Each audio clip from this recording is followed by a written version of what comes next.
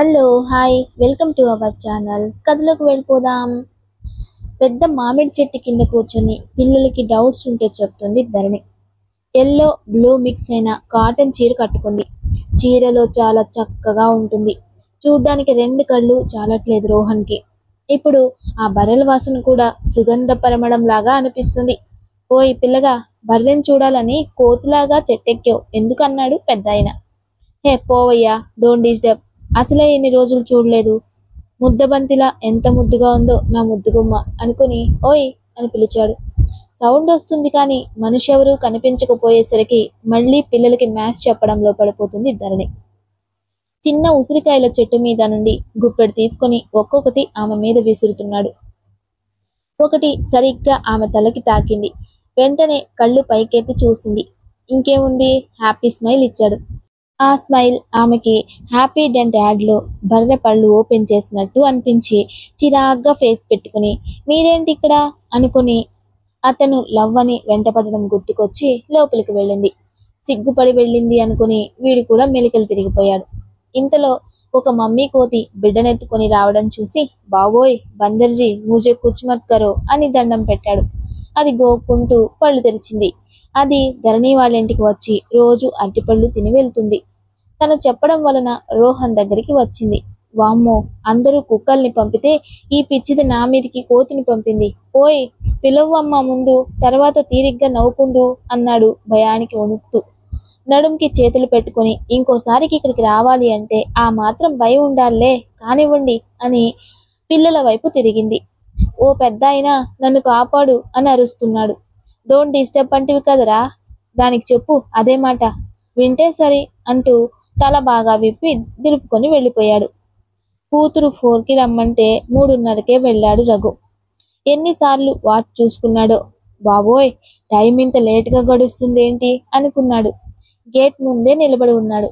సరిగ్గా 4కి bell ring అవ్వగానే పిల్లలంతా ఒక్కసారిగా బయటికి రావడంతో అందులో తన ప్రిన్సెస్ ఎక్కడ ఉంది అని రఘు వెతుకుతూ ఉన్నాడు. చెట్టు వెనుక నిలబడి తన డాడీ తన కోసం వచ్చాడా అని చూస్తుంది. ఆ చిన్న మనసుకి ఎంత హ్యాపీ అనిపించింది అంటే అక్కడే నిలబడి క్లాప్స్ చేస్తూ ఎస్, బాబాయ్ చెప్పాడు డాడీని మంచి డాడీగా చేసుకుందామని, సో ఇప్పుడు డాడీ చేంజ్ అవుతున్నాడు అనుకుని హ్యాపీ అయిపోయి మెల్లిగా అడుగులో అడుగు వేస్తూ వెళ్ళింది. రఘుని చూసి కూడా చూడకుండా వెళ్తుంటే ప్రిన్సెస్ అన్నాడు అతను బెండ్ అయి కూర్చుని. అందరు డాడీస్ లాగా తన డాడీ స్కూల్కు వచ్చి తనని పిక్ చేసుకోవాలి అనుకుంది కదా, చూస్తుంది అలాగే. చాక్లెట్స్ అని ప్యాన్ ప్యాకెట్లో ఉన్నవన్నీ ఆమె ముందు పెట్టాడు. ఒక్కటి మాత్రమే తీసుకుని తన దగ్గర ఉన్న మిల్కీ బార్ అతనికి ఇచ్చింది. 2 పిలకలతో స్కూల్ డ్రెస్లో ముద్దుగా ఉన్న బిడ్డని పరికించి చూస్తూ కళ్ళల్లో నీళ్లు తెచ్చుకున్నాడు. ఎందుకు ఏడుపు నాకు నచ్చదు అని చెప్పాను కదా అంటూ స్కూల్ బ్యాగ్ రఘుకిచ్చి ముందుకు నడిచింది. భుజానికి బ్యాగ్ వేసుకుని తనని బుద్ధిగా ఫాలో అయ్యాడు రఘు. అతని బైక్ మీద ఆమెని కూర్చోబెట్టుకుని స్టార్ట్ చేశాడు. యూనో, మేమంతా ఇక్కడే గ్రౌండ్లో ఆడుకుంటాం తెలుసా, దూరంగా ఉన్న గ్రౌండ్ వైపు వేలు పెట్టి చూపిస్తూ చెప్పింది. తనకి ఆ రైడ్ చాలా బాగా నచ్చింది. రఘు హ్యాపీనెస్కి కొదవలేదు. ఇంత హ్యాపీనెస్ వదిలి తను చనిపోవాలి అనుకోవడం ఎంత పిచ్చి పని అని అర్థమైంది. హారికని పూర్తిగా వదిలించుకోవడానికి డైవర్స్ అప్లై చేస్తాను అనుకున్నాడు. పండు ఎక్కడున్నావు? అప్పటికే 10వసారి అడగడంతో వస్తున్నానే అరవకు అన్నాడు. అబ్బా, 8కి రమ్మంటే ఇప్పుడు 10 అవుతుంది, ఇంకా నా మీద అరుస్తున్నావా అంటుంది. ఇష్ దేవుడా, సింగిల్ లైఫ్ సో బెటర్ అని ఎవడన్నాడో కానీ నిజంగా వాడు దేవుడయ్యా. ఆ మాటలు అప్పుడు అర్థం కాలేదు కానీ ఇప్పుడు పిచ్చెక్కిపోతుంది అనుకుని బయటికి రా, 2 నిమిషాల్లో ఉంటాను అన్నాడు. ఇంట్లోకి రావా ఇంత దూరం వచ్చి అని గయ్యమంది. ఏయ్ నాకు పనుందే, నేను రాను, నువ్వురా అని కట్ చేశాడు. 5 నిమిషాలకి కార్ సౌండ్కి బయటికి వచ్చింది. బాయ్ పప్పా, బాయ్ మమ్మీ అంటూ. బాగున్నావా రిషి అని నీలవేణి గారు పలకరించారు దగ్గరికి వచ్చి. మరి బాగున్నాను అత్తయ్య అంటుంటే డాడీకి హాయ్ చెప్పు అని పక్క నుండి గోకేస్తుంది హాసిని. నమస్తే మామయ్య అన్నాడు. ఆయన మొహం తిప్పుకొని ఆహా అన్నాడు. కార్ ఎక్కగానే మా మమ్మీని చూసి బాగానే పళ్ళికిలిస్తావు, పప్పాని చూస్తే ఏమవుతుంది నీకు అంటుంది. ఏం లేదు, నేను చూడలేదు మీ పప్పాని అంటూ కారు రివర్స్ చేశాడు. ఇంటి వరకు వచ్చి ఇంట్లోకి రాకపోతే వాళ్ళు ఫీల్ అవ్వరా, ఎందుకు నీకు ఇంత టెక్కు అంటుంది. బీటెక్ చదివాను కదా, అందుకే ఆ టెక్కు అన్నాడు. నా కోసం ఏం చెయ్యవు నువ్వు అసలు. You don't love me, I know అంది. ఇప్పుడు ఎవరి కోసం వచ్చాను? రాత్రి ఎవరి కోసం వచ్చాను? చేసినవన్నీ లెక్కల్లో ఉండవు. చేను ఒక్కటి పట్టుకొని ఊరేగడం మాత్రం బాగా వచ్చు మీ భార్యలకు. అసలు మగాణ్ణి మాట్లాడనివ్వడం లేదు ఈ కాలం ఆడవాళ్ళు అన్నాడు. ఓ అబ్బో, నోట్లో నాలుక లేదు మరి మీ మగాళ్ళకి. ఎంతసేపు మీకు నచ్చిందే చెయ్యాలి, మీకు నచ్చిన చోటుకే వెళ్ళాలి. మీ ఇంట్లో ఏదైనా అయితే మన ఇల్లు బంగారం, మనమే చెయ్యాలి అంటారు. అదే మా ఇంట్లో అయితే టైంకి వెళ్ళాం కదా చాలే అంటారు. దొంగలు మీరు, మిమ్మల్ని నమ్మద్దు. పెళ్లికి ముందు ఒకలా ఉంటారు, పెళ్ళయ్యాక ఇంకోలా ఉంటారు అంటుంది. ఓయ్, ఎవరే మారింది? హా? పెళ్లికి ముందు నీ వెనుక తిరిగి పెళ్ళయ్యాక వదిలేశానా ఏంటి అన్నాడు రిషి. నీలాంటి బుద్ధుకి పెళ్లికి ముందు అంత సీన్ లేదులే గాని, అప్పుడు నేనే వెంటపడి ఇప్పుడు నేనే వెంటపడి నా బతుకంతా నీ వెంటపడ్డానికి అన్నట్టుగా ఉంది. 130 వంకర్లు తిప్పినట్టు తిప్పి చూసింది. ఏయ్, నీకు బాగా ఎక్కువైంది. అయినా నువ్వు మీ ఇంటికి ఎందుకు వెళ్ళావు? అక్కడికి వెళ్ళొస్తే చాలు గొడవలు స్టార్ట్ అన్నాడు. ఆ మా ఇంట్లో అందరూ గయ్యాళ్ళున్నారు మరి, నిన్ను పీకు తినమని చెప్పారు. అసలు మా డాడీ ఏదో ఒక మాట అన్నారు, అది అప్పుడే అయిపోయింది. ఇంకోసారి అనద్దు అని వార్నింగ్ కూడా ఇచ్చాను. అది అక్కడికి అయిపోయింది కదా, ఇప్పుడు నార్మల్గా మాట్లాడొచ్చు కదా. ఏదో మీ ఆస్తి పోయినట్టు ఫేస్ పెట్టి అల్లుడిని కట్నం కోసం వేధిస్తున్నట్టు మా ఇంట్లోకి రాకుండా ఉంటావు అంది. ఏయ్, ఏంటి అరుపులు? నేను రాను. మీ నాన్న అంటే నాకు పడదు, అందుకే రాలేదు. ఇంకేం కావాలి నీకు విసుగ్గా అన్నాడు. మీ అన్నయ్య నిన్ను ఎన్ని మాటలు అన్నాడు మర్చిపోయావా? మరి మీ అన్నయ్య దగ్గరికి ఎందుకు వెళ్ళినట్టో? మీరు ఒకటి, మేం మాత్రం పరాయి, అంతే కదా నీ దృష్టిలో అంది ఎర్రగా అయిపోయిన ముక్కుని మళ్ళీ మళ్ళీ రుద్దుతూ. అవును, మా అన్న కాబట్టే వెళ్ళాను. వాడు ఏమన్నా తుడుచుకొని పోతాను. నీకేం నొప్పి ఇప్పుడు? ఇంకోసారి పప్ప అని పోయావనుకో, అక్కడి నుండి నువ్వేరా, నన్ను రమ్మని పిలవకు. ఇలా లేనిపోనివి వాగి నాకు చిరాకు తెప్పించుకో. కారాపి ఇంట్లోకి విసుగ్గా నడుస్తూ వెళ్ళాడు. తను కూడా కాలు కొట్టుకుంటూ పైకి వెళ్ళింది. నువ్వు కావాలని నాతో గొడవ పడుతున్నావు పండు. నాకు నచ్చలేదు మా పప్పాని నువ్వు ఇగ్నోర్ చేయడం. మా పప్ప నీకోసం ఎంత తగ్గి ఉన్నాడు. నీకోసమే బయటకు వచ్చాడు. అల్లుడు అని అంత రెస్పెక్ట్ ఇచ్చాడు. నువ్వేమో కనీసం చూసి పలకరించలేదు. ఆయనకి ఎలా ఉంటుంది చెప్పు? పెళ్ళి అనుకున్నప్పుడు 4 మాటలు వస్తాయి. మా పప్పాకి మన మధ్య ఉన్న రిలేషన్ తెలియదు కదా, అందుకే ఫస్ట్ లవ్ అంటే వద్దన్నారు, అంతే, ఇంకేం లేదు అంది. రాత్రంతా మహి అంకల్ ఏదో సెంటీ డ్రామా ప్లే చేసి ఉంటాడు, అందుకే తను బర్డ్స్ అవుతుంది అనుకొని నాకు వర్క్ ఉంది డిస్టర్బ్ చేయకు అని వర్క్ చేస్తున్నాడు. ఇప్పుడు నేను డిస్టర్బెన్స్ లాగా ఉన్నానా అంది. అవును, వెళ్ళిక. అతను కూడా సీరియస్ అయ్యేసరికి కిందికి వెళ్ళింది. లక్ష్మి గారి కనిపించకుండా ఏడ్చి ఇల్లంతా సర్దడం మొదలుపెట్టింది. మను యూనిఫామ్ ఉతికి ఆరేసి బట్టలన్నీ ఫోల్డ్ చేసి కబ్బోర్డ్లో సర్దింది. రాత్రి వరకు అదో పని ఇదో పని చేస్తూనే ఉంది, కానీ పైకి మాత్రం వెళ్ళలేదు. డిన్నర్ టైంకి కూడా తను ఒక్కతే పెట్టుకొని తింది. మనుకి తినిపించి పడుకోబెట్టింది. మీరు మీ అబ్బాయి తినేయండి అత్తయ్య అని చెప్పి పైకి వెళ్ళింది. రిషి ఇంకా వర్క్లోనే ఉన్నాడు. చిక్కీ గడికి ఫుడ్ పెట్టేసి బెడ్ ఎక్కింది. రిషి ఆమెని కదిలించలేదు. ఆమె కూడా కిచెన్ క్లీనింగ్ చేసింది, అలసిపోయింది, పడుకుంది. ఆ రోజు నైట్ అలా గడిచిపోయింది. ఉదయం లేచి స్నానం చేసింది ఫ్రెష్గా. రిషి ఇంకా పడుకునే ఉన్నాడు. నేను పండుని అనవసరంగా తిట్టేశాను అనుకుని చీర తీసుకుంది కట్టుకోవడానికి. అతను లేచేలోపు టిఫిన్ చేయాలి అని కిందికి వెళ్ళింది. రిషి తినకుండానే ఆఫీస్కు వెళ్ళాడు. సాయంత్రం వరకు ఫోన్ చేయలేదు. ఈ మొండి పిల్ల కూడా చేయలేదు. రాత్రి 10 గంటలకు వచ్చాడు. భోజనం బయట చేశాను వద్దు అని లక్ష్మి గారికి చెప్పి పైకి వెళ్ళాడు. హాసిని పాప కూడా వెళ్ళింది. అతన్ని షర్ట్ మడత పెడుతుంది. షర్ట్ విప్పి హ్యాంగర్కి తగిలించి టవల్ భుజం మీద వేసుకున్నాడు. అతని వంక పెద్ద పెద్ద కళ్ళతో చూస్తున్న తనని చూడకుండానే స్నానం చేయడానికి వెళ్ళాడు. ముండిగాడు అని తిట్టుకొని తన నైట్ డ్రెస్లో వేసుకోవాలనుకుని అతను వచ్చిన తర్వాత ఉడికించి ఊరించాలి అని ఆగిపోయి బెడ్ మీద కూర్చుంది. షార్ట్ టీషర్ట్ తగిలించుకొని వచ్చి చిక్కీగాడికి చాక్లెట్స్ ఇచ్చి వాడితో ఆడుతున్నాడు. రేయ్, పో బయటికి, నాకు నిద్ర వస్తుంది అంది. వాడు బావ ఫేస్ చూశాడు. ఓకే వెళ్ళు, నాకు నిద్ర వస్తుంది అని బెడ్ ఎక్కి కళ్ళ మీద చేయి పెట్టుకున్నాడు. అద్దం ముందు నిలబడి వెనుక ఉన్న రిషిని చూస్తూ జుట్టంతా ముందుకు వేసి బ్యాక్ హుక్స్ ఉన్న బ్లౌజ్ తీయడానికి రాక అవస్థ పడుతుంది. పండు ఇది తీయవా అని అడుగుతుంది అని ఎక్స్పెక్ట్ చేశాడు. బట్ పాప కిందికి వెళ్ళి అత్తయ్య తీయండి అంది. వాడేం చేస్తున్నాడు అని అడిగారు ఆవిడ. పడుకున్నాడు అనగానే ఇంత అందమైన పెళ్ళాన్ని పెట్టుకుని వాడికి నిద్ర ఎలా వస్తుంది అనుకుని హుక్ తీసిన వెంటనే చీర కొంగు కప్పుకొని పైకి వెళ్ళింది. కావాలని శారీ విప్పి పడేసి నైట్ డ్రెస్ వేసుకుంటుంది. రిషికి లోపలంతా ఏదో అవుతుంది. నా చిక్కీ దగ్గర నాకు మొహమాటం పంతం ఏంటి అనుకుని దగ్గరికి వెళ్ళి బ్యాగ్ హక్ చేసుకున్నాడు. హలో, నేను డ్రెస్ మార్చుకుంటున్నాను అంది. నేను మారుస్తాను అన్నాడు బ్లౌజ్ తెడ్స్ లాగుతూ. సిగ్గులేదు నీకు, పో, నువ్వు నాతో మాట్లాడొద్దు అంటూ అరుస్తుంటే సారీ సారీ అంటూ హక్ చేసుకుని కిస్ చేశాడు. ఏమొద్దు నీ ముద్దులు అంటూ ఏడుస్తుంటే నా బంగారం కదా సారీ మా అన్నాడు. రఘు డైవర్స్ నోటీస్ తీసుకుని హారిక ఉంటున్న ఫ్లాట్కి వెళ్ళాడు. బాయ్ ఫ్రెండ్కి మందు కలిపి తను కలుపుకుంటుంది. ఓ రఘు, ఎలా ఉన్నావు డార్లింగ్, కమ్ కమ్ అంది. స్లీవ్లెస్ ట్రాన్స్పరెంట్ నైటీ ఒకటే వేసుకునింది. ఆమెను చూస్తేనే జుగుప్స్గా అనిపించింది. కోర్టులో కలుద్దాం, డైవర్స్ అప్లై చేశాను అని చెప్పాడు. నాకు ఆలీమని కింద ఈ ఇల్లు రాసిచ్చి నువ్వు ఇంకేదైనా చేసుకో రఘు, నేనేమనను అంది. ఇల్లు ఎవరి పేరు మీద ఉంది అనుకుంటున్నావు? మా అమ్మ పేరు మీద. సో ఆశలు పెట్టుకోకు, నీలాంటి దానికి ఇస్తుంది అని అస్సలు పెట్టుకోకు. నా లైఫ్ నుండి మంచిగా తప్పుకో అని చెప్పి అక్కడి నుండి వచ్చేశాడు.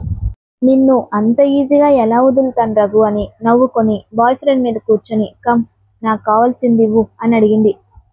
ఏమంటున్నాడు నీ మాజీ భర్త అని అడిగాడు వాడు. ఏమంటాడు, విడాకులు అంటున్నాడు. నాకు ఇవ్వాల్సింది ఇవ్వకుండా నేను వదులుతానా?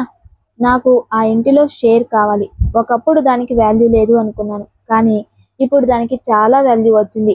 నేనెలా వదులుతాను అంటూ, నువ్వు నాతో ఉండి నాకు కావలసినప్పుడు కావాల్సింది ఇవ్వు చాలు, నేను నిన్ను చూసుకుంటాను. మనమిద్దరం జాలీగా ఎంజాయ్ చేద్దాం. ఇప్పటికైతే నా దగ్గరికి రా అంటూ వైన్ గ్లాస్ పట్టుకొని స్టైల్గా నిలబడి అతని కాలు మీద కాలు పెట్టింది. ఈ అందంతోనేనా వాడిని పడేశావు అంటూ ఆమె కాలుని ముద్దాడుతూ అడిగాడు. పూర్ ఫెలో, నా వెనుక పడ్డాడు, నాతోనే జీవితం సర్వస్వం అన్నాడు. నా కోసం ఫ్యామిలీని పోగొట్టుకున్నాడు. తెలివిగా విల్లా నా పేరు మీద కొనేలా చేశాను. తరువాత నేను అమెరికా వెళ్ళిపోయాను. అప్పుడు కూడా నన్ను వదలకుండా వచ్చాడు. అక్కడ నా దగ్గరే ఇరికించుకొని నాకు కావాల్సింది తీసుకున్నాను. బట్ మనీ ఇచ్చాడు. బేబీని వదిలి వచ్చాను అని సుఖం ఇవ్వలేదు, నన్ను తాకలేదు. ఎలాగోలా ఇక్కడికి వచ్చేశాడు నా ఉచ్చు నుండి బయటపడి. But I will not leave you Raghu. వీడి తమ్ముడు వీడికన్నా హ్యాండ్సమ్గా ఉంటాడు. ఎన్నిసార్లు ఇరికించాలని చూసినా వాడు ఇరుక్కోలేదు. ఇంతటి బ్యూటీని వాడు వద్దు అనుకున్నాడు. పాపం కదా. నీలాంటి ఆడది ప్రపంచంలో అసలు ఎక్కడా ఉండదు. యు ఆర్ యూనిక్ అంటూ ఆమెను తన చేతుల్లోకి తీసుకున్నాడు బాయ్ ఫ్రెండ్. టాబ్లెట్లు వేసుకో, నాకు ఎక్కువసేపు కావాలి అంటూ చెప్పింది. వేసుకున్నాను పద అంటూ డోర్ లాక్ చేశాడు. మనుని ఇంటికి తీసుకెళ్ళి తనకి ఎంతో ఇష్టమైన బనానా ఫ్యాన్ కేక్స్ చేసి తనకి ధరణి గుర్తుకొచ్చింది. నువ్వు మా అమ్మని ఎందుకు మోసం చేశావు అని అడిగింది. మా అమ్మ అంటే ధరణి అని తెలుసు, కానీ ఏమని చెప్తాడు? మా అమ్మ అంటే ఇష్టమా నీకు అని అడిగాడు. ఇష్టమే, కానీ తను మనతో వద్దు. తన లైఫ్ తను లీడ్ చేయని. మనతో ఉంటే తను హ్యాపీగా ఉండలేదు. వాళ్ళ పేరెంట్స్ ఏడుస్తున్నారు. నాకు బాబాయ్, పిన్ని, నాని ఉన్నారు కదా, చాలు అంది. నేనొద్దా నీకు అన్నాడు. నువ్వు గుడ్గా ఉంటేనే ఉంటావు, లేదంటే ఉండవు సీరియస్గా చెప్పింది.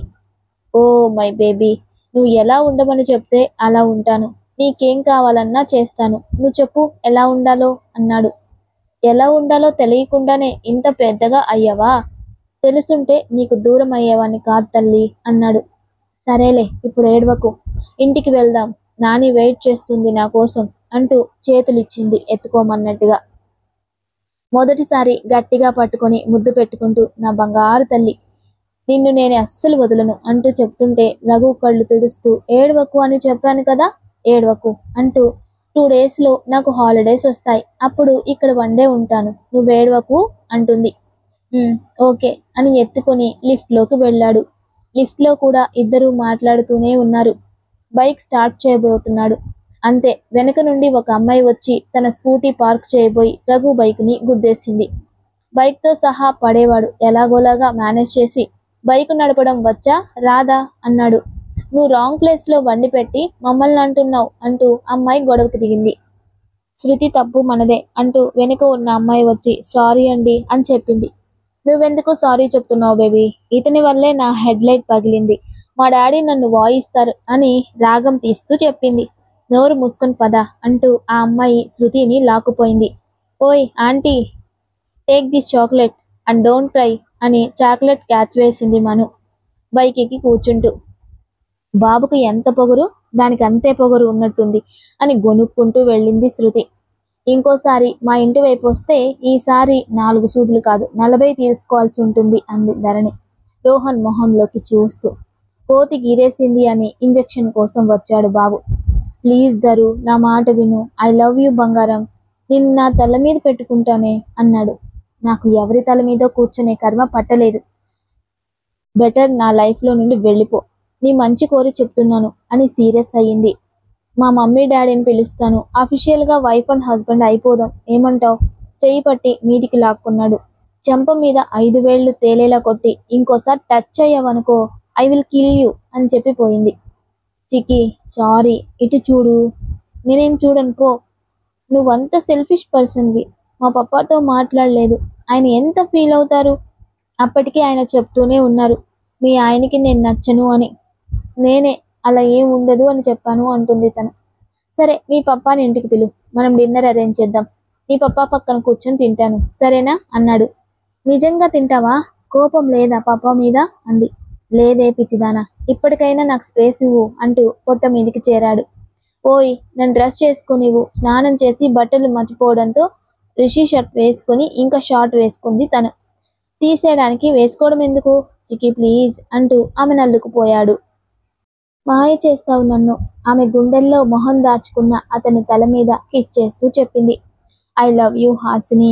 ఇదొక్కటే బ్రెయిన్లో పెట్టుకో, మిగతాదంతా డిలీట్ చేయి. I love you madly, deeply, unconditionally. ఎవరేం చెప్పినా నమ్మి నా నుండి దూరంగా ఉండకు. నాకు నువ్వు కావాలి. నువ్వే నా లైఫ్లో కలర్స్ తీసుకొచ్చావు. నువ్వు లేకపోతే నేను zero Hasini. I truly say you are my golden angel. పొగరుంటుందేమో నాకు, కానీ నాకు నీ దగ్గర ఏం ఉండదు. I completely surrender myself before you. నీ దగ్గర ఈగో ఉండదు, కోపం ఉండదు, ఏం ఉండదురా బంగారం. అలా రిషి ఎమోషనల్గా చెప్తుంటే అతని కన్నీళ్లు ఏ ఆచ్ఛాదన లేని ఆమె హృదయం మీద పడుతున్నాయి. ఓయ్ కన్నా, ఏమైంది ఇప్పుడు? అతని మొహం పైకెత్తే ప్రయత్నం చేసింది. బట్ రిషి ఇంకా ఇంకా ఆమె హృదయం లోతుల్లో అతని మొహాన్ని దాచుకున్నాడు. ఆమె కన్నీళ్లు కూడా జారి ఆమె జుట్టులో ఇంకిపోతున్నాయి. ఆమె మీద పసిపిల్లాళ్లాగా పడుకొని ఉన్నాడు. రిషివర్య, నువ్వు దూరం నెట్టినప్పుడే పోలేదు. నేను ఇంకిలా అల్లుకుపోతుంటే వెళ్తానా? నీ పిచ్చి కాకపోతే నేను వదలను నిన్ను అంటుంది. ఆమె మెడబంపుల్లో మొహం దాచుకుని కిస్మి చిక్కి అన్నాడు. అతను ఫస్ట్ టైం అనుకుంటా ఆమెను అడగడం. పాప కళ్ళు పెద్దగా అయ్యాయి. నిజమా? మెడ వెనక నిమురుతూ అడిగింది. కిస్ చేసి నన్ను నీ గుండెల్లో దాచుకో. నీ నుండి దూరం జరగనివ్వకు. దాచేసుకో నన్ను భద్రంగా. కొట్టు, తిట్టు, అలుగు, కానీ దూరంగా ఉండొద్దు.